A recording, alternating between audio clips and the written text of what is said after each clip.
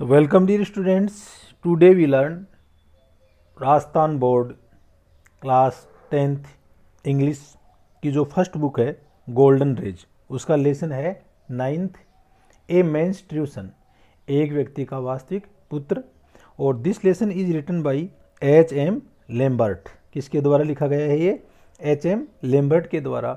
और इसका जो फर्स्ट पार्ट था उसको अपन ने पहले वाले वीडियो में अपन उसके बारे में सीख चुके हैं, और ये इसका सेकंड पार्ट है। और फर्स्ट पार्ट आपको रीडिंग करना है तो इसके डिस्क्रिप्शन बॉक्स के अंदर उसका लिंक आपको मिल जाएगा, तो उससे भी आप उसको सीख सकते हो। तो रिमेनिंग जो पार्ट है उसको अपन शुरू करते हैं। उससे पहले जो फर्स्ट पार्ट था या जो पहले का लेसन है उसमें क्या पढ़ा अपन ने कि एक व्यक्ति, एक ओल्ड जेंटलमैन है, वो अपनी बर्थडे के ऊपर एक दावत का आयोजन करता है और कई मेहमान उस दावत के अंदर शाम के समय में आते हैं। और उस समय वह एक चोर है जो उसकी छत के ऊपर छुपा हुआ था उसको देख लेता है और उसको पनिशमेंट देने की बजाय उसके साथ में एक काइंड और कर्टियस बिहेव है वो करता है, और जिसके कारण उस चोर के जीवन के अंदर परिवर्तन आ जाता है। तो यह कहानी हमें संदेश देती है कि किसी के साथ में अच्छा बर्ताव करके हम किसी व्यक्ति को किस तरह सुधरने का मौका देते हैं। तो now we start remaining part. तो उससे पहले आप इस चैनल को सब्सक्राइब करो, वीडियो को अपने दोस्तों के साथ में शेयर करो, कमेंट सेक्शन में कोई कमेंट हो तो अवश्य लिखें। तो आप अपना शुरू करते हैं। द ओल्ड जेंटलमैन, वह वृद्ध व्यक्ति, remembered how he had found the thief hiding in his roof. तो तब उसने याद किया कि कैसे वह उस चोर को, थिप यानी चोर, हाइडिंग इन छुपा हुआ, कि कैसे वह चोर है जो छत के अंदर छुपा हुआ था, तो उसको खोजा, उसको याद किया उस घटना को। एंड द स्ट्रेंजर एक्सप्लेन्ड, और वह जो अजनबी है उसने व्याख्या की, how the kindness shown to him on that occasion, कि किस तरह उस अवसर पर उन्होंने उनके साथ में जो दयालुता है वो प्रदर्शित की थी। हैड चेंज हिज लाइफ, और उसी के कारण उसका जो जीवन है वो परिवर्तित हो गया, यानी उस चीज़ ने उस चोर के जीवन को परिवर्तित कर दिया। सिंस दैट डे, और उसी दिन से, ही हैड गिव अप, देखो बच्चों, गिव अप यानी त्यागना, तो उसी दिन से उसने त्याग दिया his evils way and try to earn his living, तो जो बुरे रास्ते हैं उन बुरे रास्तों को उसने त्याग दिया और उसके बाद में वह अपनी जीवन के लिए कमाने की कोशिश करने लग गया। बाय ऑनेस्ट वर्क, किस तरह से काम करने लग गया? ईमानदारी पूर्वक काम करने के लिए। एज ईयर्स वेंट बाई, और जैसे जैसे कई वर्ष गुजरते गए, ही बिकेम वेरी रिच, वह बहुत ही धनवान बन गया। But that did not make him arrogant, arrogant यानी अहंकारी, लेकिन इन सब चीज़ों ने भी उसको एरोगेंट यानी अहंकारी नहीं बनाया। इट वॉज हिज ड्यूटी, और यह उसका कर्तव्य था। ही फेल्ट, उसने महसूस किया, to show to others the same kindness, कि वह अन्य लोगों के साथ में भी उसी प्रकार की दयालुता प्रदर्शित करे।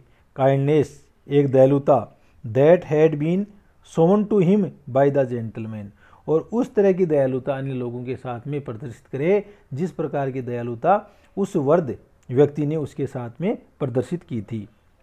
The old gentleman was deeply touched by the story, और वो वृद्ध व्यक्ति है, वह उस कहानी को सुन करके ये सब बातें उसके दिल को छू गई। And when all the other guest had left, और जब सभी मेहमान हैं वो जा चुके थे, he turn to stranger and said to him, तो उस समय वह उस अजनबी व्यक्ति की ओर मुड़ा और कहा, यू सी, आप देख रहे हो, I have many sons and grand sons, कि मेरे कई पोते और कई बेटे और कई पोते हैं। But none of them seems to dear to me this night as you, लेकिन सिम्स यानी प्रतीत होना, लेकिन आज की रात जितना तुम मेरे लिए प्रिय हो उतना और कोई भी प्रिय नहीं है।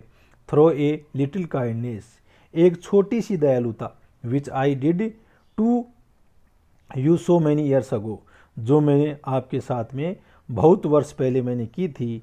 Other acts of kindness have been born, other act of kindness, और अन्य जो कार्य हैं दयालुता के, हैव बीन बॉर्न, तो वो कई कार्य दयालुता के उससे जन्म ले लिया, यानी एक अच्छाई से कई अच्छाइयाँ पैदा हो गई। एंड नाउ, और अब, there is no limit to the number of sons and grand sons, और अब मतलब मेरे जो पुत्र और जो पोते हैं उनकी कोई संख्या में कोई कमी नहीं है।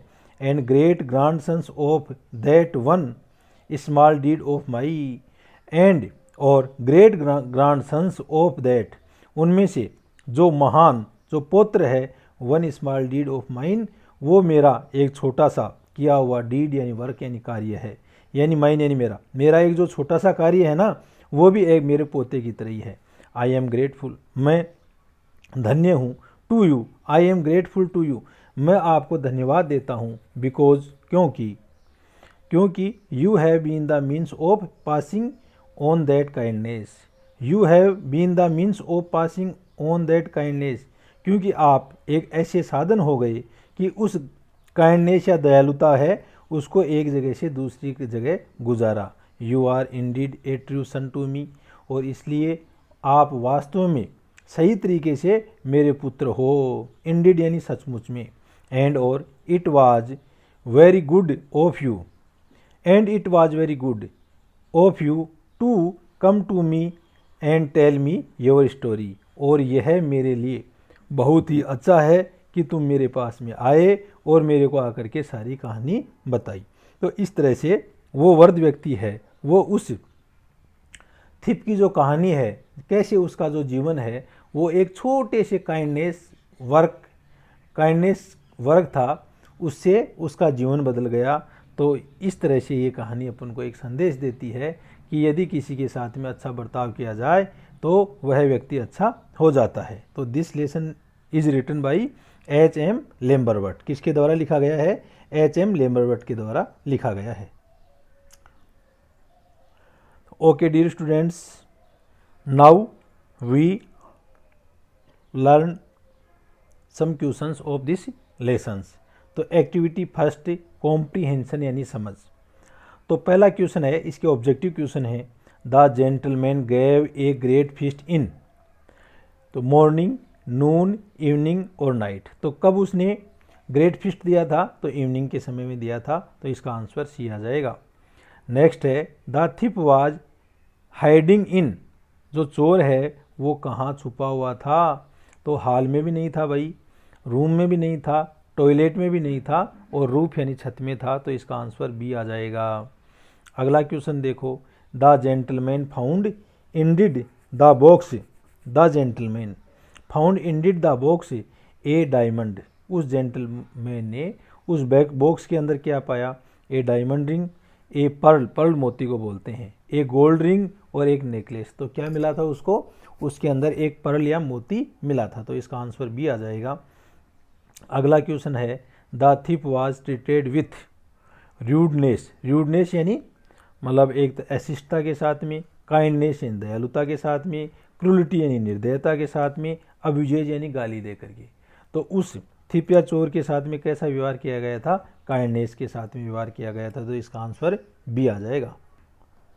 अगला है B, say whether the following statement are true और false, write T for true and F for false. अपन को जो निम्नलिखित स्टेटमेंट या कथन दिए गए हैं उनमें से कुछ तो सही है, तो उनके लिए तो अपन को ट्रू या टी लिखना है, और जो गलत है उनके लिए फॉल्स या एफ लिखना है। तो सबसे पहले देखो, the gentleman was quite young, जो जेंटलमैन है वो एक यंग व्यक्ति था, नहीं, जेंटलमैन एक ओल्ड मैन था, तो ये फॉल्स आ गया। सेकंड देखो, the feast was arranged on the gentleman's birthday, यानी दावत है वो उस जेंटलमैन के जन्मदिन पर आयोजित की गई थी, तो ये ट्रू आ जाएगा, यानी टी लिखना है इसका आंसर। थर्ड देखो, the thief was abused and insulted, यानी उस चोर को गाली दी गई और उसका अपमान किया गया, तो ये भी फॉल्स है, क्योंकि उसके साथ में काइंडली बिहेवियर किया गया था। चौथा देखो, the thief was treated as a guest, वो थिप है वो एक मेहमान के रूप में उसके साथ में व्यवहार किया गया, तो ये भी ट्रू आ जाएगा। पांचवा देखो, a gold ring was found inside the box, तो उस बॉक्स के अंदर गोल्ड रिंग नहीं थी, सोने की रिंग नहीं थी, उसके अंदर क्या था? ए प्रीशियस पर्ल है या मोती था, तो ये फॉल्स आ गया। अगला देखो, the gentleman immediately recognise the stranger. उस जेंटलमैन ने उस स्ट्रेंजर को या उस अजनबी को, तो the gentleman immediately recognise the stranger, उस जेंटलमैन ने उस स्ट्रेंजर को तुरंत पहचान लिया, तो ये क्या आ जाएगा, फॉल्स है, क्योंकि उसकी आई साइट डिम थी इसलिए उसने तुरंत उसको नहीं पहचाना, तो फॉल्स आ गया ये। सातवां देखो, the servant did not obey the gentleman. उस जो नौकर है वो उस जेंटलमैन का कहना नहीं मान रहा था, तो ये भी बिल्कुल गलत है। जो उसका जो सर्वेंट है वो कंप्लीटली ओबे हिज ओनर। अगला देखो, आठवां, the gentleman's eyesight was weak, तो ये बिल्कुल राइट है, यानी टी आ जाएगा इसके अंदर, क्योंकि उस जेंटलमैन की आई साइट है वो वीक हो गई थी। तो थैंक यू फ्रेंड्स, इतना ही, ओके।